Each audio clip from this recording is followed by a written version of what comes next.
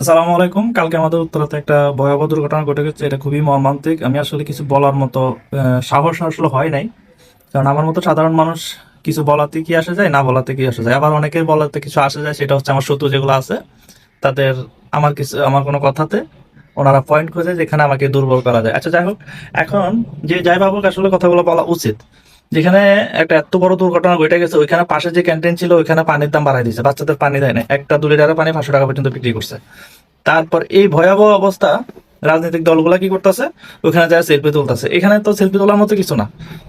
আপনি যদি রক্ত ডোনেট করেন বা কোনো আপনি উপকারে আসেন, আপনার উচিত হচ্ছে কি এই যে বাচ্চাগুলোর ভালো চিকিৎসা ব্যবস্থা করা, সরকারের কাছে চাপ দেওয়া, উন্নত চিকিৎসা ব্যবস্থা করা। আপনারা এগুলো না করে আপনারা কি ওইখানে যায় সেলফি তুলতেছেন। সো এটা সো ব্যাড।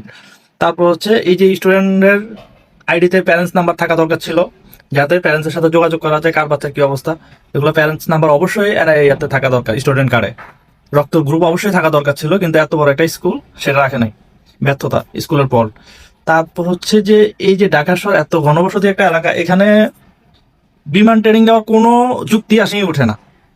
এটা ঢাকার বাইরে করলে কি হইতো? সো এটা সো ব্যাড।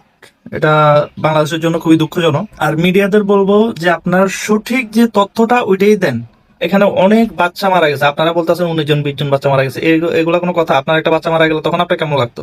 তো এই জিনিসগুলো আপনারা আপনাদের দায়িত্ব নিয়ে করেন। যে সরকার কি বললো না বললো সেটা হলো পরচাত্রের উপর থেকে, কি বললো না বললো সেটা হচ্ছে আপনাদের দায়িত্ব। যেটা সঠিক খবরটা মানুষ কি আপনাদের আশায় থাকে, মিডিয়ার আশায়। তো আপনারা সঠিক খবর যেটা ওইটাই প্রচার করেন, ভুয়া খবর প্রচার করেন না এই মুহূর্তে। Please request. সবশেষে একটা কথাই বলবো, নেগেটিভ রক্ত খুবই প্রয়োজন। প্লিজ আপনারা দ্রুত যে মেডিকেল গুলোতে যোগাযোগ করবেন, সেটা হচ্ছে উত্তরা আধুনিক হসপিটাল, যেটা বাংলাদেশ মেডিকেল নামে পরিচিত, উত্তরা কুয়েত মিত্র মেডিকেল, তারপর হচ্ছে কুমিরতলা ঢাকা মেডিকেল, এগুলোতে যোগাযোগ করেন যাদের নেগেটিভ রক্ত আছে।